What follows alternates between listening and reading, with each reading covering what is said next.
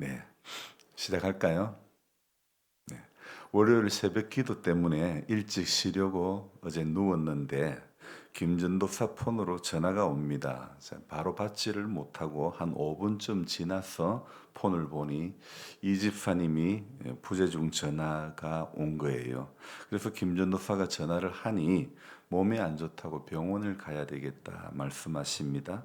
얼마 전 상훈 씨가 사고가 있었던 날 그의 부인이 제게 계속 전화를 했을 때에 그 당시에도 제가 몸이 너무 안 좋아서 받지를 못했는데 그래서 장례식장에 갔을 때 참 제가 많이 미안했었는데 어, 교빈이 엄마를 살짝 안아주면서 내가 전화 못 받아서 미안해요 그랬는데 정말 어제 저녁도 피곤하고 컨디션이 별로라서 쉬고 싶었지만 그러나 상훈 씨 일도 있고 해서 몸이 안 좋아서 전화를 했던 분을 모른 채 넘어갈 수는 없지 않습니까? 제가 먼저 가보니 구토를 해놓고 화장실에 계십니다. 물 음식을 잘못 드셔서 그런 것 같지는 않습니다. 119 구급대원을 불렀지만 이 119 구급대원이 바로 이송을 하지 않고 병원에 통화만 계속하고 있습니다. 아무래도 안동병원으로 이송을 해야 할 것 같아 말씀을 하십니다.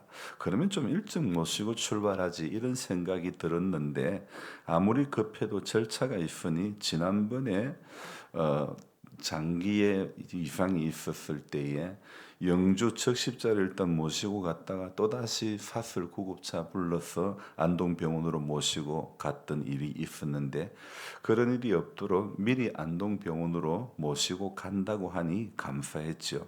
저는 새벽기도 때문에 일찍 자야 해서 김전도사를 병원으로 보냈는데 검사 결과는 뇌경색이 온 것입니다. 그래도요 굵은 혈관이 막히지 않았고 가는 혈관 일부가 막혀 약물로 응급 조치를 했다고 합니다. 다행히 골든타임 안에 들어간 것이 감사하지요. 작년 6월에 우리 노회 소속 목사님 두 분이 뇌경색이 와서 어려움을 겪었는데 그중 한 분은 아직도 왼쪽 부분이 자유롭지 못하고 한 분은 아예 깨어나지도 못한 상태에 있습니다. 두 분이 다 60대 중반의 나이에 찾아온 그 불청객으로 인해 아직도 어려운 가운데 있는데 80의 노인이 가는 혈관 일부만 막혀 응급 조치를 받았다는 것이 감사했죠. 자세한 것은 오늘 오전에 통화해 보면 또 알 수 있겠지만 어제 저녁에 응급실과 통화한 상황만 본다면 그래도 희망적인 상황이죠. 몸에 가느다란 혈관 하나만 막혀도 이렇게 구토를 할 수 있고 몸이 반응한다는 거죠. 몸에 이상이 있을 때는요, 언제나 그 전조 증상이 나타나는 겁니다. 하나님께서 우리 인체를 이렇게 반응하도록 만드셨다는 것이 참 감사하죠. 우리가 말씀에 대한 영적인 반응도 이렇게 되면 좋겠다 생각됩니다. 이런 점에서 볼 때 오늘 이 고린도전서 이 본문의 말씀은 너무도 중요한 그런 내용의 말씀을 우리에게 전해주고 있습니다. 본문은 하나님의 지혜로서 그리스도의 십자가를 소개하고 있습니다. 그런데요, 오늘 왜 이 그리스도의 십자가가 이 상황 가운데서 소개되고 있는지가 좀 의문입니다. 이 고린도전서 1장의 문맥을 보면요, 먼저는 1장 1절부터는 바울은 각 교회를 향하여 보내는 편지 가운데에 먼저 서두에는 항상 인사를 하는 것입니다. 자, 그러니까 예전에 제가 이제 어릴 적에 부모님께서 할아버지 할머니 전상서 이렇게 편지를 적을 때는 항상 그렇게 적으라 그래가지고 적었던 것처럼 바울은 이렇게 하나님의 뜻을 따라 그리스도 예수의 사도로 부르심을 받은 바울과 형제 소수대는 이렇게 하면서 이제 인사말을 9절까지 하게 되죠. 그리고 10절부터는 어떤 내용이 나오냐면 고린도 교회의 분쟁에 대해서 이야기합니다. 참 우리 이 고린도전서는 고린도 교회는 보면요, 아주 유명한 것이 교회 안에 분쟁이 일어났던 것으로 유명한 그런 교회죠. 자, 그래서 이 먼저 분쟁을 이야기하고 있는데 11절 말씀 볼까요? 같이 읽습니다. 내 형제들아, 글로에의 지편으로 너희에 대한 말이 내게 들리니 곧 너희 가운데 분쟁이 있다는 것이라. 자, 고린도 교회 하면 분쟁이 있는 교회였다 얘기죠. 그리고 12절 읽어봅니다. 내가 이것을 말하거니와 너희가 각각 이르되 나는 바울에게, 나는 아볼로에게, 나는 게바에게, 나는 그리스도에게 속한 자라 한다는 것이니. 그러니까 이 12절 말씀에 의하면 고린도 교회는 바울, 아볼로, 게바, 그리스도 이렇게 네 개의 파당으로 나누어진 그런 교회라고 볼 수 있죠. 자, 이렇게 네 개의 파당으로 나누어진 이 교회의 현실에서 해결책이라고 제시하는 것이 세상의 지혜가 아닌 하나님의 지혜로서 그리스도의 십자가를 제시하면서 문제를 해결해 가는 것입니다.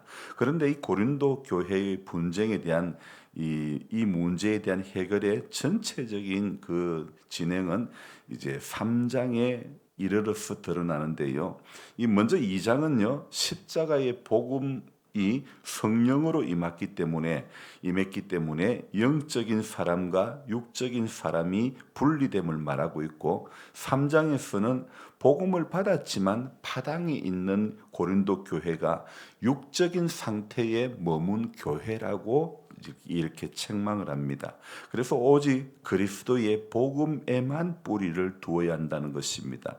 바울이 전파한 복음이 가진 능력은 세상의 가치와는 전혀 다르다는 것을 오늘 본문은 우리에게 소개하고 있습니다. 자, 그 증거로 우리는 18절을 같이 읽어봅니다. 십자가의 도가 멸망하는 자들에게는 미련한 것이요 구원을 받는 우리에게는 하나님의 능력이라. 자, 이게 멸망하는 자에게는 십자가의 도가 미련한 것이고, 그렇지만 구원받는 우리에게는 하나님의 능력이라 말씀하고 있죠. 여기에 십자가의 도라는 것은 바로 복음을 말하는 것이죠. 그리고 복음의 능력, 그러니까 예수님의 십자가가 비록 무력한 죽음인 것처럼 보이지만, 그러나 세상에 미련한 자들과 어리석고 낮고 천한 자들에게는 하나님의 참된 지혜이자 어려움과 거룩과 구원을 주는 능력이 되는 줄로 믿습니다. 그래서 바울이요, 로마서의 말씀에서도요, 오늘 이 고린도전서 1장 18절과 비슷한 맥락의 말씀을 하고 있는데요. 로마서 1장 16절에 이런 말씀이 있습니다. 복음은 모든 믿는 자들에게 구원을 주시는 하나님의 능력이라. 첫째는 유대인에게요, 둘째는 헬라인에게로라. 복음의 능력됨을, 복음이 가진 힘을 말하는 것이죠. 근본적으로 죄와 사탄에 대한 이렇게 승리를 보장하는 것이고, 나아가서 우리가 현재를 살아갈 때에 어려운 삶을 살아가도록 하는 힘의 그 원천이 바로 복음이 주는 능력이라는 것입니다. 더 나아가 최종 심판의 날에 이르기까지 우리를 어렵게 인도해 가는 것이 바로 복음이 주는 능력이라는 것이죠.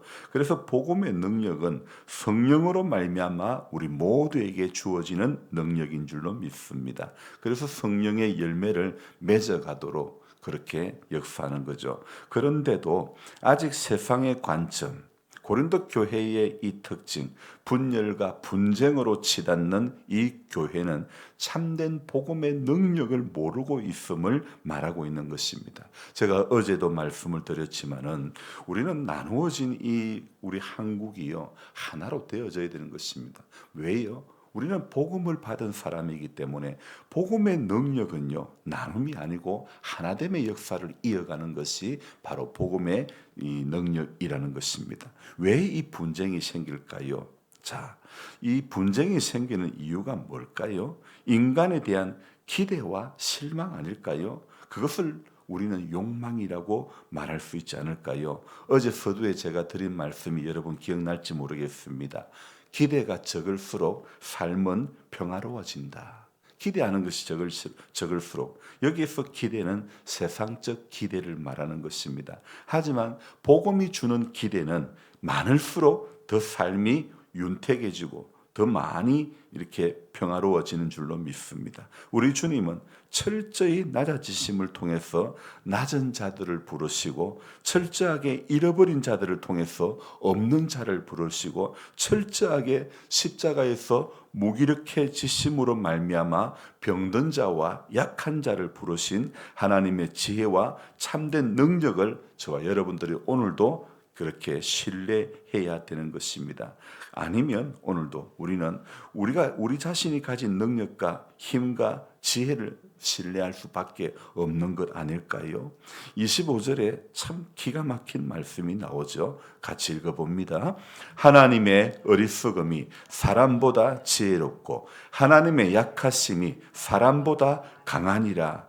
또 정말 이 고린도전서 1장 말씀은요, 제가 너무 좋아하는 말씀인데요. 26절부터 이어지는 말씀, 전 너무너무 좋아하는 말씀인데요. 또 읽어봅시다. 형제들아, 너희를 부르심을 보라. 육체를 따라 지혜로운 자가 많지 아니하며 능한 자가 많지 아니하며 문벌 좋은 자가 많지 아니하도다. 그러나 하나님께서 세상에 미련한 것들을 택하사 지혜 있는 자들을 부끄럽게 하려 하시고 세상에 약한 것들을 택하사 강한 것들을 부끄럽게 하려 하시며 하나님께서 세상에 천한 것들과 멸시받는 것들과 없는 것들을 택하사 있는 것들을 폐하려 하시나니 이는 아무 육체도 하나님 앞에서 자랑하지 못하게 하려 하심이라. 너희는 하나님으로부터 나서 그리스도 예수 안에 있고 예수는 하나님으로부터 나와서 우리에게 지혜와 어려움과 거룩함과 구원함이 되셨으니 기록된 바 자랑하는 자는 주 안에서 자랑하라 함과 같게 하려 함이라. 아멘. 여기에 무슨 설교자의 설명이 필요하겠습니까? 읽는 것만 해도 너무 은혜가 되는 말씀 아닙니까? 정말 이 세대의 어리석음을 짊어지는 것은요, 십자가의 복음밖에 없는 겁니다. 이 복음의 도를 우리가 삶을 오늘도 살아가면서 우리 이 하루도요, 복음의 도를 우리 삶 가운데, 우리 이 하루의 인생 여정 가운데 제대로 담아낼 수 있는 그런 성도가 되어야 될 줄 믿습니다. 그래서 삶의 바닥에 진정한 소망의 근원이 무엇인지, 정말 우리가 비록 미련한 것에 해당되고 비록 우리가 약한 것에 해당되고 비록 우리가 천한 것에 해당되고 비록 멸시받는 것에 해당되고 비록 없는 것에 해당된다 할지라도 하나님은 지혜로운 사람을 부끄럽게 하시고 강한 사람 부끄럽게 하시고 귀한 사람 부끄럽게 하고 존귀히 여김 받는 사람 부끄럽게 하고 있는 사람 부끄럽게 하시기 때문에요. 오늘 우리가 이 말씀을 읽으면요, 내 약한 게 약한 게 아니에요. 내 없는 게 내 없는 게 아니고요. 내 아픈 게 내 그냥 마냥 약한 게 아니고요. 정말 내 멸시받는 게 아무것도 아니고 내 천한 것도 아무것도 아니에요. 하나님은요, 천하고 멸시받고 약하고 병들고 있는 것 강한 것 전부 다 부끄럽게 하신다고 하셨으니 우리가 약해도 오늘 내가 예수 안에 있으면 이 복음의 능력 가운데만 붙들린 바 되면요, 복음의 능력을 신뢰하고 가기만 하면 오늘도 저와 여러분들은 결코 약한 자, 결코 작은 자, 결코 없는 자, 결코 멸시받는 자, 결코 천한 자가 아니라는 사실을 우리가 오늘 기억하기를 바랍니다. 그래서 십자가의 도가 멸망하는 자에게는 저 예수 믿어도 저렇게 이렇게 지질이 궁상이가 이렇게 느껴질 수도 있지만은, 그러나 십자가의 도는요, 멸망하는 자에게는 미련한 것이 되지만 구원을 받는 우리에게는 하나님의 크신 능력이 되는 줄로 믿습니다. 이 능력에 저와 여러분들이 붙들린 바 되어서 오늘도 이 하루의 삶에서 예수의 복음의 능력을 잘 담아내는 복된 성도가 되시기를 주의 이름으로 축복합니다. 기도하겠습니다.